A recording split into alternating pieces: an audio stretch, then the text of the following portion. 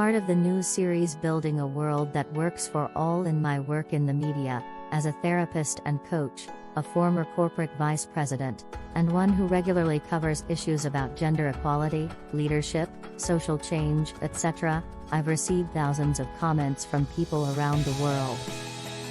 They openly share their vast array of beliefs and opinions about gender equality, women and men in life and business, and feminism. In honor of International Women's Day today and its theme #BeBoldForChange, I'd like to share my personal take on what feminism signifies at its core, and why so many men and women in our world still hate and resist it fiercely. For more on this issue, check out my Facebook Live video that shares my candid views in exploring the latest data from around the world on gender equality.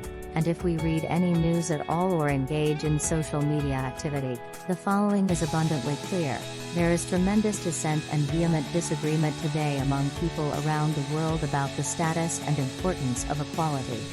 There are millions of people who both inwardly and outwardly do not support the idea that there should be equal rights and equal opportunities for men and women. There are thousands of people who feel we've already arrived at equality for men and women. There are also thousands of people who believe we're not at all there yet, and support continuing efforts to pave the way for equal rights for men and women.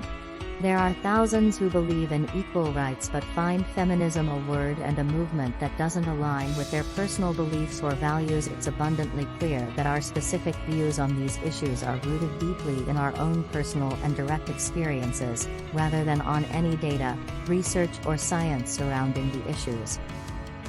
In other words, if we've personally faced discrimination, we know beyond doubt that it exists. But if we haven't faced it ourselves, we often doubt that it happens. Finally, both conscious and unconscious gender bias is rampant within us, but most us aren't aware of it. So, what would be helpful in this dialogue, or in this situation we find ourselves in today, where there is a great divide among men and women, and among the people of our country who see things dramatically differently from each other? First, let's understand what feminism is meant to be. If you look up the definition of feminism in the dictionary, you'll see these statements: 1. The advocacy of women's rights on the basis of the equality of the sexes. 2. The theory of the political, economic, and social equality of the sexes. 3. The belief that men and women should have equal rights and opportunities. 4. The doctrine advocating social, political, and all other rights of women equal to those of men. Feminism at its core is about equality of men and women, not sameness. So many people offer up the argument that women are not the same as men, so there can't be equality.